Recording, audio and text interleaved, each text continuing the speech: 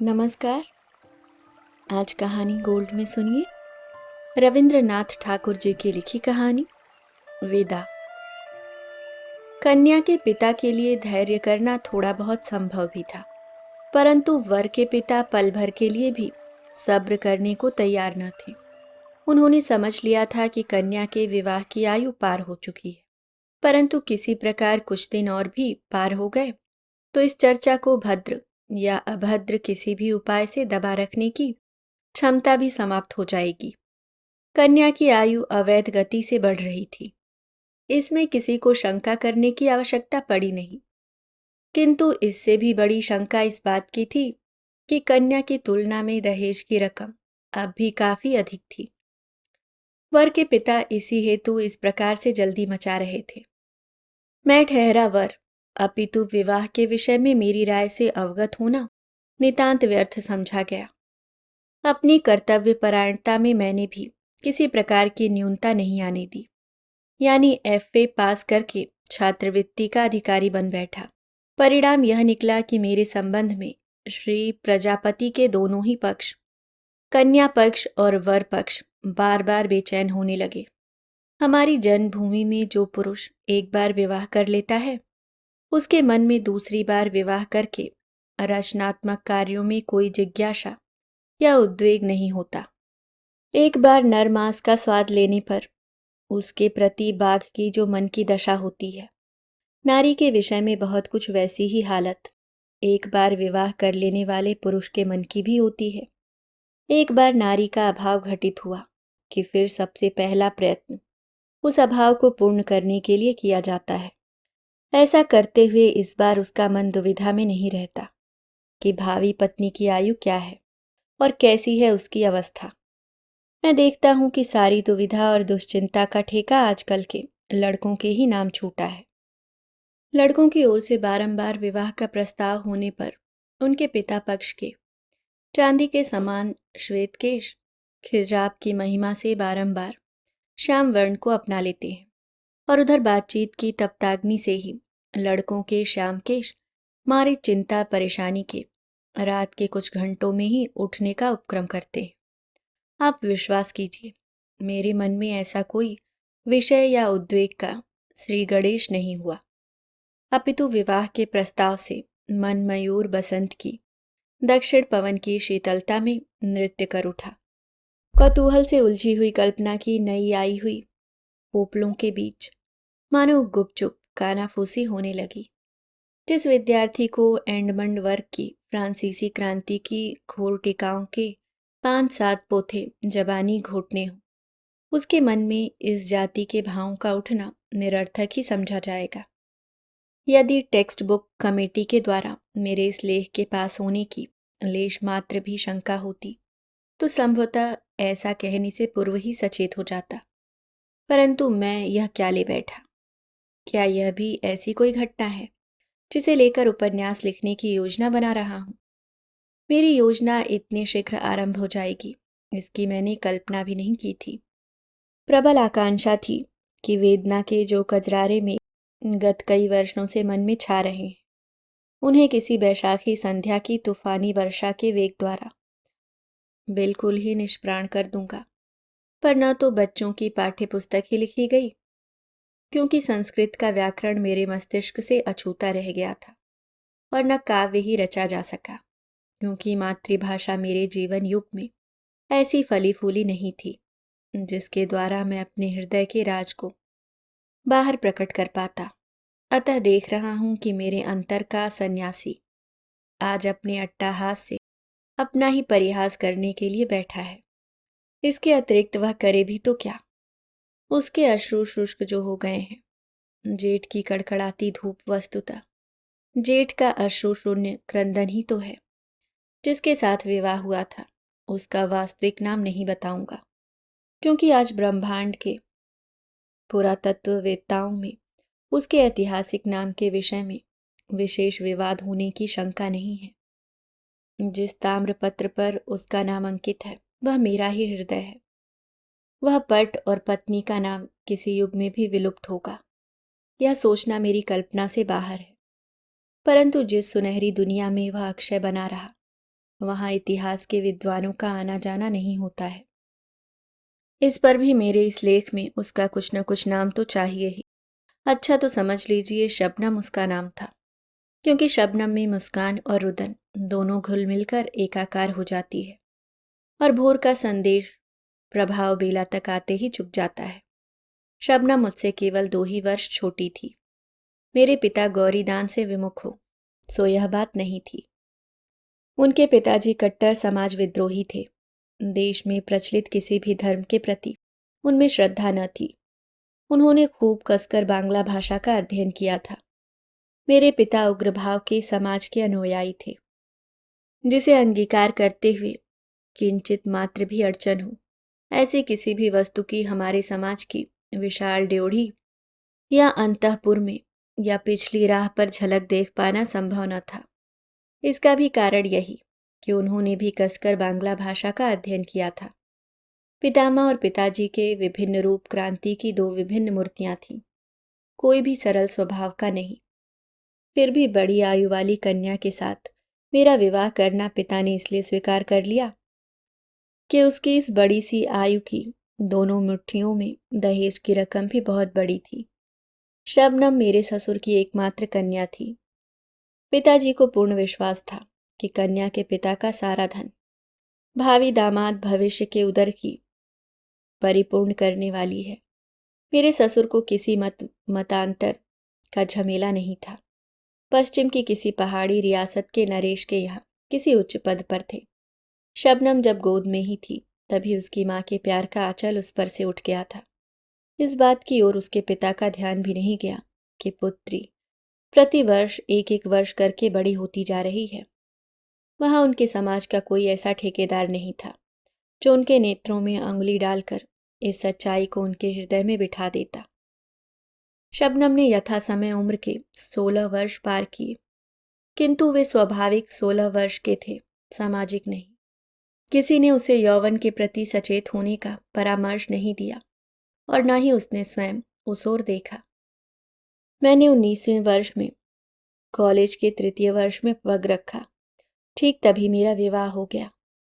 समाज या समाज के ठेकेदार के मत से वह आयु विवाह के उपयुक्त है या नहीं, इस विषय में दोनों पक्ष लड़ भिड़कर चाहे खून खराबा कर बैठे, किंतु मैं तो निवेदन के साथ यही कहना चाहता हूँ कि परीक्षा पास करने के हेतु या आयु जिस प्रकार ठीक है, विवाह करने के लिए भी उससे किसी प्रकार कम नहीं। विवाह का सूत्रपात एक चित्र के द्वारा हुआ था। उस दिन मैं पढ़ाई लिखाई में सिर गड़ाए बैठा था कि मेरे साथ परिहास का संबंध रखने वाली किसी आत्मीया ने मेरे सम्मुख टेबल पर शबनम का चित्र लाकर रख दिया और कुछ पल शांति के साथ बिताकर कहा, लो अब झूठ मूठ की पढ़ाई को बंद करके सचमुच की पढ़ाई करो। एकदम जी तोड़कर परिश्रम में लगाने वाली पढ़ाई। चित्र किसी अनाड़ी चित्रकार द्वारा खींचा गया था। कन्या की माँ नहीं थी, अतः उस दीर्घ श्याम केशों को बांध सवार कर, जूड़े में जरी गूंथ कर, कलकत्ते की प्रसिद्ध शाह या मालिक कंपनी की भद्दी तंग जैकेट पहनाकर दूसरे पक्ष के नेत्रों में धूल झोंकने का बरबस प्रयत्न नहीं किया गया था। केवल एक सरल भरा हुआ चेहरा था, मृगसी 2 आंखें और सीधी साधी एक साड़ी। तब भी पता नहीं क्यों कोई अपूर्व महिमा सौंदर्य उसे घेरे हुए था। किसी भी एक चौकोर चौकी पर वह बैठी हुई थी। पीछे आवरण के स्थान पर एक धारीदार शतरंजी झूल रही थी। पास में तनिक सी ऊंची तिपाई पर ही फूलदानी में फूलों के सुंदर गुलदस्ते दिख रहे थे। ईरानी कालीन पर साड़ी की तिरछी किनार के किंचित अनाब्ध 2 कोमल खाली पैर। चित्र की उस रूप सुधा को जैसे ही मेरे मन के जादू का स्पर्श मिला कि वह मेरे अंतरतम में जाग उठी। वे दोनों कजरारी आंखें मेरे सारे चिंतन को चीर कर मुझ पर जाने कैसे अनोखे भाव से आकर स्थिर हो गई और उस तिरछी किनार के निम्न भाग के दोनों अनावृत पगों ने मेरे अंतर पर्यांसन पर बरबस अपना घर बना लिया। पन्ने की तिथियां आई गई हो गईं। विवाह के 2-3 लग्न भी बीत गए, किंतु मेरे ससुर को छुट्टी मिलने का नाम भी नहीं। इधर कुछ मास से मेरे देखते देखते एक अकाल मेरी इतनी बड़ी अविवाहित उम्र को फिजूल ही 19वें वर्ष की ओर धकेलने का प्रयास कर रहा था। ससुर और उनके अधिकारियों पर मुझे खीज होने लगी। विवाह का दिन ठीक अकाल की पूर्व लग्न पर ही आकर पड़ा। उस दिन की शहनाई की हर तान आज मुझे स्मरण हो रही है। उस दिन के प्रति मुहूर्त को मैंने चेतनता के साथ स्पर्श किया था। मेरी यह 19 वर्ष की आयु मेरे जीवन में सदैव रहे। मैं उसे कदापि नहीं भुला सकूंगा। विवाह मंडप में चहुओर कोलाहल सा फैला हुआ था। उसी के बीच कन्या का कोमल हाथ मैंने अपने हाथों में पाया। मुझे स्पष्ट तरीके से याद है कि यही मेरे जीवन की एक परम आश्चर्यजनक घटना है। मेरे मन ने बारंबार यही कहा, इसे मैंने पाया है, हासिल किया है, किंतु किसे? यह तो दुर्लभ है, यह नारी है। इसके रहस्य का क्या कभी और छोर पाया जा सकता है? मेरे ससुर का नाम गौरीशंकर था। जिस हिमाचल पर वे उच्च पदाधिकारी थे, उसी हिमाचल के मानो मोती थे। उनके गंभीरता के शिखर पर क्षेत्र में कोई प्रशांत स्वच्छ हंसी उज्ज्वल होकर छाई हुई थी। उनके हृदय के स्नेह स्रोत का संधान जिसने भी एक बार लिया, उसने फिर कभी उनसे संबंध विच्छेद करने की चेष्टा नहीं की। काम पर लौटने से पूर्व उन्होंने मुझे बुलाकर कहा, बेटा, अपनी बच्ची को 17 वर्षों से जानता हूं और तुम्हें अभी कुछ दिनों से। इस पर भी सौंपा तुम्हारे ही हाथों में है। जो निधि आज तुम्हें मिली है, किसी दिन उसका मूल्य भी परख सको। इससे बढ़कर आशीर्वाद मेरे पास नहीं। मेरे माता पिता ने उन्हें बारंबार आशा भरे शब्दों में कहा, समधी जी, कुछ चिंता न करना। तुम्हारी पुत्री जैसे पिता को छोड़कर आई है, वैसे ही यहाँ माता पिता दोनों पाए, ऐसा ही समझिए। शबनम से विदा होते समय वे हंसकर बोले, बिटिया, चल दिया। इस बूढ़े पिता को छोड़ तेरा कौन अपना रहा है। आज से यदि इसका कुछ भी गुम हो जाए तो इसके लिए मुझे जिम्मेदार न ठहराना। शबनम ने उत्तर दिया, क्यों नहीं, यदि कभी इतनी सी चीज भी गुम हो गई तो आपको सारी हानि भरनी पड़ेगी। अंत में घर रहते हुए जिन विषयों पर बहुधा ही झंझट खड़े हो जाते थे, उनसे उसने पिता को बार बार सचेत कर दिया। भोजन के विषय में अनियम का उन्हें खासा अभ्यास था। कुछ विशेष प्रकार के अपथ्य भोजन पर उनकी विशेष रुचि थी। पिता को उन सारे प्रलोभनों से यथासंभव दूर रखना बेटी का विशेष कर्तव्य था। इसी से वह पिता का हाथ पकड़कर बोली, बाबूजी, क्या मेरी एक बात रखेंगे? पिता ने प्रफुल्लित मन से कहा, मानव इसलिए वचन देता है कि एक दिन उसे भंग कर चैन की सांस ले सके। इससे वचन न देना ही श्रेष्ठकर है। फिर वह कुछ न बोली और पिता के चले जाने पर उसने कमरे के द्वार बंद कर लिए। इसके बाद की घटना का बखान अंतर्यामी ही कर सकते हैं। पिता पुत्री की अश्रुहीन विदाई का दृश्य पार्श्व के कक्ष की चिर कौतूहली अंतःपुरिकाओं ने देखा, सुना और आलोचना की। कैसी अजीब बात है भला, रूखी सूखी जमीन पर रहते रहते इन लोगों का हृदय भी सूख कर काटा हो गया है। माया ममता का चिन्ह लेश मात्र भी नहीं रहा। राम राम राम। मेरे ससुर के मित्र बनमाली बाबू ने ही हमारी बातचीत पक्की की थी। वे हम लोगों के परिवार से भली भांति परिचित थे। वे मेरे ससुर से बोले, बेटी को छोड़कर तो तुम्हारी दुनिया में कोई नहीं है। यहीं इनके पास ही कोई मकान लेकर जिंदगी के शेष दिन काट डालो। उत्तर मिला, जब दान दिया है तो निशेष करके ही दे डाला है। फिर लौट लौट कर निहारने से उसकी पीड़ा बढ़ेगी।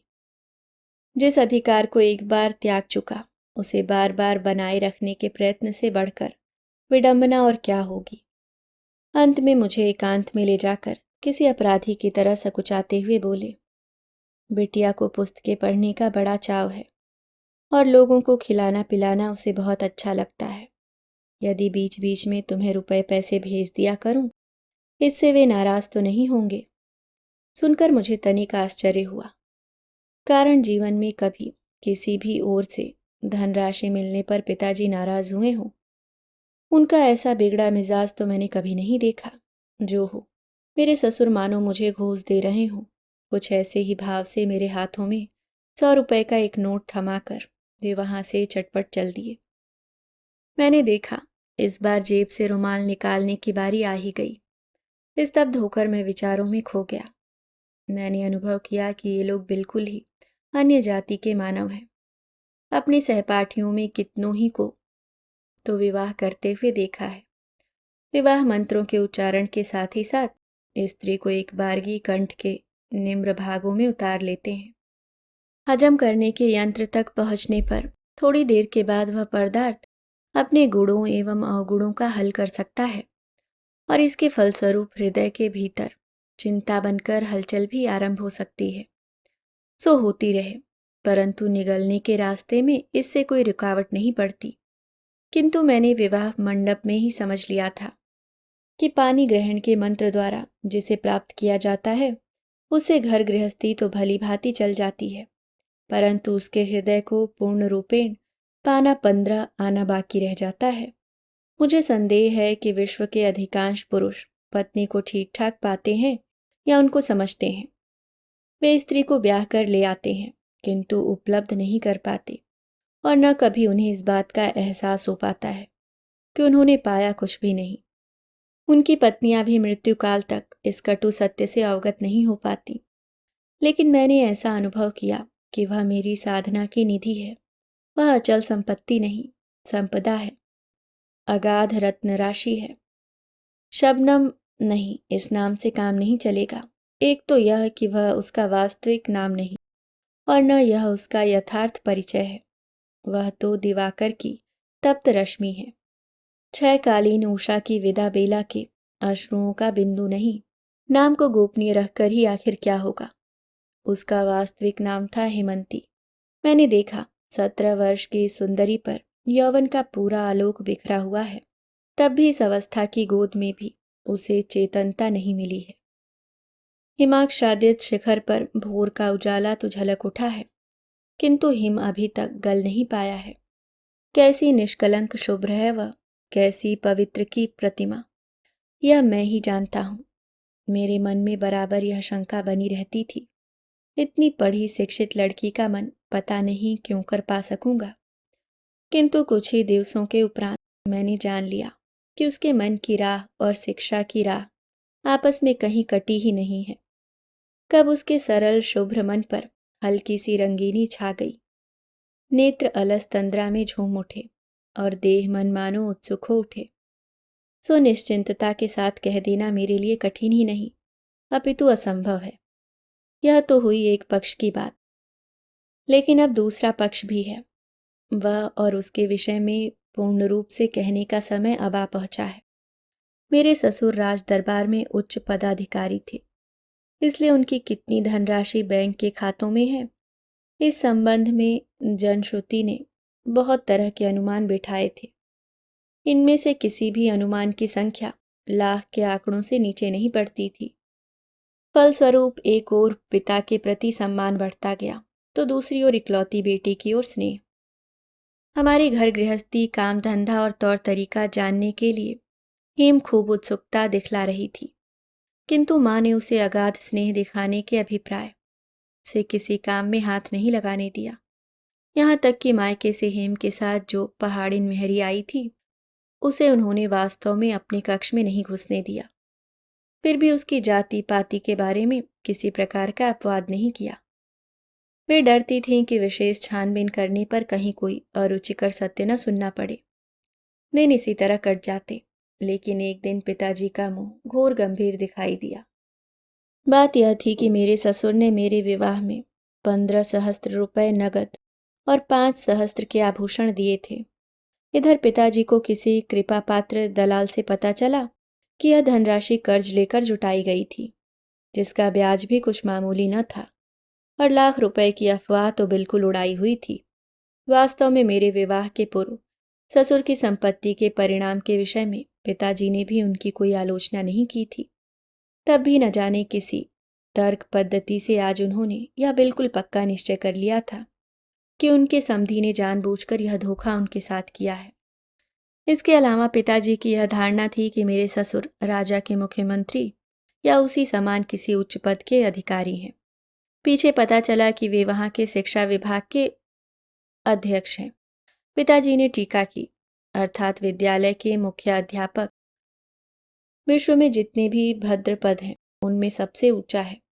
पिताजी ने बड़ी बड़ी आशाएं रख रखी थी कि आज नहीं तो कल ससुर के अवकाश प्राप्त करने पर राजमंत्री के पद पर वे स्वयं ही प्रतिष्ठित होंगे। इन्हीं दिनों के कार्तिक मास में रामलीला के उपलक्ष्य में हमारा जन्मभूमि का सारा परिवार कलकत्ते वाली हवेली में आ जुटा है।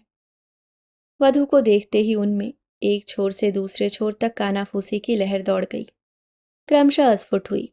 दूर के नाते से संबंधित नानी ने कहा, आग लगे मेरे भाग्य को, नई बहू ने तो उम्र में मुझे भी हरा दिया। सुनकर नानी की समव्यस्का बोल उठी, अरे हमें न हराएगी तो हमारा बच्चा विदेश से बहू लाने ही क्यों जाएगा। माँ ने उग्रता के साथ उत्तर दिया, भैया रे यह क्या बात हो रही है, बहू ने अभी 11 पार नहीं किए, यही अगले फागुन में 12 में पांव धरेगी। पछुआ देश में दाल भात खा खाकर बड़ी हुई है बेचारी, सो देह तनिक अधिक संभल गई है। वृद्धाओं ने शांत अविश्वास के साथ उत्तर दिया, सो बिटिया रानी इतनी कमजोर तो हमारी निगाह अभी नहीं हुई है। हमारे ख्याल में तो लड़की वालों ने जरूर उम्र कुछ दबाकर बताई है। माँ ने कहा, हम लोगों ने तो जनपत्री देखी है। बात सच है, किंतु जनपत्री से ही तो प्रमाणित होता है कि बहू की उम्र 17 है। वृद्धाओं ने कहा, सो जनपत्री में क्या धोखाधड़ी नहीं चलती। इस बात पर घोर वाद विवाद छिड़ गया, यहाँ तक कि संघर्ष की नौबत आ गई। उसी क्षण वहां हेमा पहुंची। उन दोनों वृद्धाओं में से एक ने उसी से पूछा, बहू रानी तुम्हारी उम्र क्या है, बताओ तो भला। माँ ने आंखों से संकेत किया, परंतु हेम उनका मतलब नहीं समझी। बोली, 17। माँ तिल मिला उठी। उसने उसी अवस्था में कहा, तुम्हें मालूम नहीं है। हेम विरोध का प्रदर्शन करती हुई बोली, मुझे ठीक मालूम है, मेरी उम्र 17 है। वृद्धाओं ने गुपचुप एक दूसरे के हाथ दबाए। बहू की मूर्खता पर खींचकर माँ बोली, तुम्हें तो सब मालूम है, लेकिन तुम्हारे बाबूजी ने हमसे खुद कहा है कि तुम्हारी उम्र 11 है। सुनकर हेम चौंक उठी, बोली, बाबूजी ने? कभी नहीं। माँ ने कहा, तुमने तो चकित कर दिया है। समधी जी स्वयं मेरे सामने कह गए थे, और बिटिया कहती है कभी नहीं। यह कहकर माँ ने आंख से फिर संकेत किया। अब की बार हेम संकेत समझ गई, लेकिन उसने कंठ को और भी मजबूत करके कहा, बाबूजी ऐसी बात कभी नहीं कह सकते। माँ ने स्वर को धीमा करके कहा, तू क्या मुझे झूठा ठहराना चाहती है? हेम ने फिर वही दोहराया, बाबूजी कभी झूठ नहीं बोलते। इसके बाद माँ जितना भी अपवाद फैलाने लगी, उतनी ही कालिमा फैलकर सबको एकाकार लीपने पोतने लगी। इतना ही नहीं, माँ ने नाराज होकर पिताजी के सम्मुख अपनी बहू की मूढ़ता और जिद्दीपन की शिकायत रखी। पिताजी ने उसी क्षण हेम को बुलाकर धमकाते हुए कहा, इतनी बड़ी अविवाहित कन्या की अवस्था 17 वर्ष की थी। वह कन्या के लिए कोई बड़प्पन की बात है, जो उसका ढिंढोरा पीटती फिरोगी। हमारे घर में यह सब नहीं चलेगा, कहे देता हूँ। हाय रे भाग्य, बहू रानी के प्रति पिताजी का यह मधु मिश्रित पंचम स्वर इस प्रकार उस्ताद बाज खां के घोर षड्ज तक कैसे उतर आया। हेम ने व्यथित होकर पूछा, यदि कोई उम्र जानना चाहे तो क्या उत्तर दूं? पिताजी बोले, झूठ बोलने की आवश्यकता नहीं, कह दिया करो मुझे नहीं पता, मेरी सास माँ जानती है।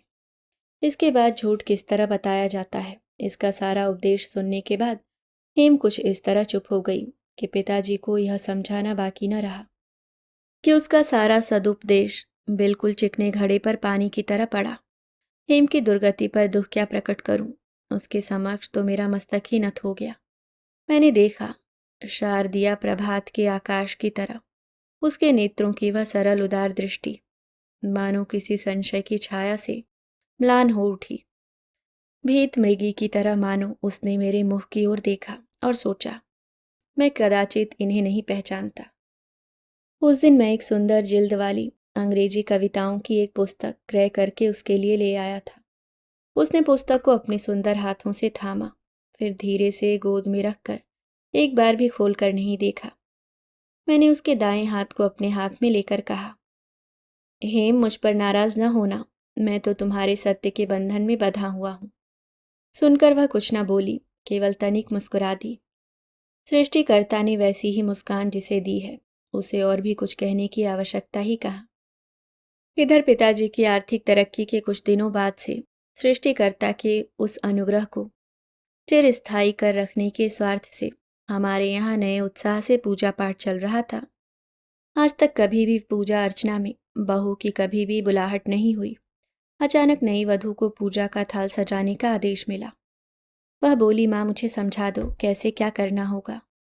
प्रश्न कुछ ऐसा न था जिसे सुनकर किसी के सिर पर आसमान टूट पड़ता। यह तो सब लोग भली प्रकार जानते थे कि मातृहीना ही प्रवास में ही इतनी बड़ी हुई है। तब भी इस उद्देश्य का आशय तो केवल हेम को लज्जित करना ही था। सो सभी ने अपने गाल पर हथेली रखकर कहा, हाय मैया, यह भला कैसी बात है। आखिर किस नास्तिक के घर की बेटी है। बहू घर की लक्ष्मी अब इस गृहस्थी से विदा होने ही वाली है। देरी मत समझना। और इसी प्रसंग में हेम के पिता को लक्ष्य करके न जाने कितनी अकथनीय बातें की गई। कटु आलोचना की हवा जब से चलनी आरंभ हुई थी तब से हेम आज तक बराबर चुप रहकर सब सहन करती आ रही थी। कभी पल भर के लिए भी उसने किसी के सामने अश्रु न बहाए, परंतु आज तो उसकी बड़ी बड़ी आंखों को प्लावित करती हुई अश्रुओं की झड़ी लग गई। वह खड़ी होकर बोल उठी, आपको मालूम है वहाँ मेरे बाबूजी को सब लोग ऋषि कहते हैं, ऋषि मानते हैं। सुनकर उपस्थित लोगों ने पेट भरकर दिल के गुबार निकाले। इस घटना के उपरांत जब कभी उसके पिता का उल्लेख करना होता तो सब लोग यही कहते, तुम्हारे ऋषि बाबूजी। इस बहू का सबसे मर्म का स्थान कौन सा है, इसे हमारे यहाँ सबने अच्छी प्रकार समझ लिया था। वास्तव में मेरे ससुर ब्राह्मण थे और न ईसाई, और बहुत करके नास्तिक भी नहीं। पूजा अर्चना की बात कभी उनके ध्यान में ही नहीं।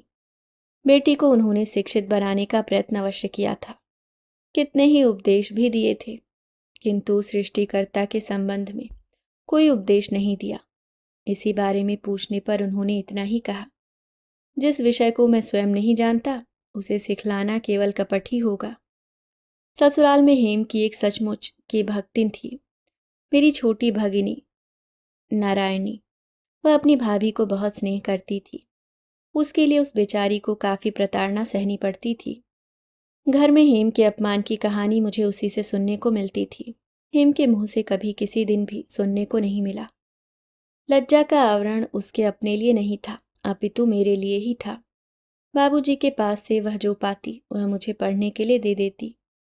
ये पत्र छोटे होने पर भी रस से भरपूर होते थे।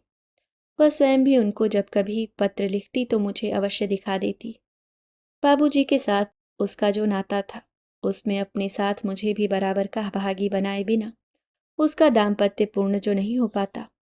उसके इन पन्नों में ससुराल के संबंध में किसी प्रकार की शिकायत का आभास मात्र भी नहीं। यदि होता, भावी आशंका की संभावना थी। कारण नारायणी से मैंने सुन लिया था कि जांच के लिए बीच में उसके पत्र गोपनीय रीति से खोल लिए जाते हैं। इन पत्रों में उसका कोई भी दोष सिद्ध न होने से ऊपर वालों का मन शांत हो, सो बात नहीं, बल्कि आशा टूटने का दुख ही संभवतः उन्हें ज्यादा टीसा करता था। इसलिए उन्होंने चिढ़कर कहना शुरू कर दिया कि आखिर इतनी जल्दी जल्दी पत्र डालने की ही भला कौन सी जरूरत है। मानो बाबा ही सब कुछ हैं, हम लोग क्या कोई नहीं। और इसी प्रकार की अनेक अरुचिकर बातों का तांता शुरू हो गया। मैंने क्षुब्ध होकर हेम से कहा, तुम बाबूजी को पत्र लिखती हो वह किसी और को न देकर मुझे ही दे दिया करो, कॉलेज जाते समय राह में छोड़ दिया करूंगा। चकित होकर हेम ने कहा, क्यों? मैंने संकोचवश कोई उत्तर नहीं दिया, किंतु हवेली में सबने कहना आरंभ कर दिया कि अब लड़के के सिर चढ़ना शुरू हुआ है, बीए की उपाधि अब ताक पर धारी रहेगी। आखिर उस बेचारे का भला दोषी क्या है? सो तो है ही। दोष किसी का है तो वह बेचारी हेम का। उसकी उम्र 17 वर्ष की है, वह उसका पहला दोष है। सृष्टिकर्ता का विधान ही ऐसा है। यह भी हेम का तीसरा दोष है। इसलिए तो मेरे हृदय के अड़ु अड़ु में समस्त आकाश इस तरह की बांसुरी की तान साधे हुए है। बीए की उपाधि को निर्विकार भाव से मैं चूल्हे में फूंक सकता था, किंतु हेम के कल्याण के लिए मैंने प्रण किया कि मैं अवश्य उत्तीर्ण होऊंगा, और अच्छे अंकों से। 2 कारणों से मुझे अपने प्रण को पूरा कर पाने का भरोसा था। एक तो हेम के अगाध स्नेह में मैं ऐसा आकाशव्यापी विस्तार था कि वह मन को संकीर्ण आसक्ति में फंसाकर नहीं रहती। उस स्नेह के आसपास कोई खूबी स्वास्थ्यवर्धक वायु बहा करती थी। दूसरे परीक्षा की पुस्तकें कुछ ऐसी थीं जिन्हें हेम के साथ साथ पढ़ना असंभव न था। सो मैं कमर कसकर परीक्षा पास करने के उद्योग में जुट गया। एक दिन रविवार की दोपहरिया में बाहर के कमरे में बैठा हुआ मैं मार्टिन की आचार शास्त्रवली पुस्तक की खास खास पंक्तियों के मध्य के पथ को चीरते हुए लाल पेंसिल का हल चलाए जा रहा था कि अचानक सामने की ओर मेरी दृष्टि जा पहुंची। कमरे के सामने आंगन के उत्तर की ओर अंतःपुर को जाने के लिए एक जीना था। इसी बंद जीने में बाहर की तरफ सिकचेदार खिड़कियां थीं। मैंने देखा कि हेम उन्हीं में किसी एक खिड़की के पास पश्चिम की ओर निहारती हुई चुपचाप बैठी है। उस ओर मल्लिक की बगिया है जिसमें कचनार का पेड़ गुलाबी पुष्पों के भार को संभाले खड़ा हुआ है। इस भाषाहीन गहरी वेदना के रूप को आज तक इतने सुस्पष्ट भाव से मैंने नहीं देखा था। खास कुछ भी नहीं। अपने कमरे में से मैं किंचित पीछे की ओर दीवार के सहारे टिके उसके सिर के भंगी भाव भली भांति देख पा रहा था। मेरा अपना जीवन इस तरह लबालब भर गया था कि किसी प्रकार की भी कोई शून्यता मैंने आज तक देखी ही नहीं थी। आज अकस्मात अपने बिल्कुल ही पार्श्व में मैंने किसी बहुत निराशा का घना गड्ढा देखा था। इस तलहीन गर्त को मैं क्यों कर कैसे पूरा कर सकूंगा। मुझे तो जीवन में कुछ भी छोड़ना नहीं पड़ा, न घर न द्वार और न आज तक किसी प्रकार का अभ्यास ही। लेकिन हेम को तो सभी कुछ छोड़कर और दूर चलकर मेरे पास आना पड़ा। इसका परिणाम कितना अधिक है सो मैंने भली भांति सोचा भी नहीं। हमारे घर में अपमान के कांटों की सेज पर वह बैठी है। उसको हमने आपस में विभक्त कर लिया है। उस वेदना के आसव को हम दोनों ने एक साथ ही पिया था, इसलिए हम दोनों एक दूसरे के निकट थे। परंतु हिमाचल में पली हुई यह गिरी नंदिनी 17 वर्ष की लंबी अवधि तक अपने ब्राहा और अंतः जीवन में कैसे विशाल युक्ति के मध्य पली थी, कैसे कठोर सत्य और उदार आलोक में उसकी छवि एवं प्रकृति इस प्रकार स्वच्छ और सबल हो चुकी है। उस सारे वैभव से आज हेम का नाता किस प्रकार निष्ठुरता के साथ तोड़ दिया गया है, इस बात का आज से पूर्व मैंने कभी अनुभव ही नहीं किया था। कारण उस स्थान पर हेम के साथ मेरा आसन बराबरी का न था। वह तो अंदर ही अंदर पल पल तिल तिल करके मृत प्राय सी होती जा रही थी। उसे मैं सब दे सकता था किंतु मुक्ति नहीं। मुक्ति मेरे अपने अंतर में ही कहाँ है। इसी हेतु कलकत्ता की इस संकरी गली में खिड़की के सिकचों के भीतर से मूक आकाश के साथ उसके मूक मन की बातचीत हुआ करती। किसी दिन रात को उठकर मैंने देखा वह बिछौने पर नहीं है। हाथों पर सिर को थाम कर तारों से भरपूर आकाश की ओर मुंह उठाए वह छत पर लेटी है। मार्टिन का चरित्रता का बखान वहां पड़ा रह गया। मैं सोचने लगा कि मेरा कर्तव्य क्या है। बाल्यकाल से ही पिताजी के साथ मेरे संबंध में मेरे संकोच की सीमा न थी। समक्ष होकर कभी उनसे किसी वस्तु के लिए प्रार्थना करने की न तो मेरी आदत ही थी और न साहस ही। किंतु आज मुझसे रहा न गया। लाज और संकोच को ताक पर धरकर मैं उनसे कह ही बैठा, उसकी तबीयत आजकल कुछ अच्छी नहीं है, सो एक बार बाबूजी के यहाँ भेज देना ही अच्छा होगा। सुनकर पिताजी चकित रह गए। उनके मन में इस बात का तनिक भी संदेह न रहा कि हेम ने ही मुझ में इस अभूतपूर्व साहस का बीजारोपण किया है और अच्छी प्रकार से सिखा पढ़ाकर यहाँ भेजा है। वे तत्काल ही उठकर अंतःपुर में गए और हेम से पूछा, बहू तुम्हें क्या नई बीमारी है, बताना तो भला। हेम ने सिर झुकाकर उत्तर दिया, कहाँ, बीमारी तो कुछ भी नहीं है।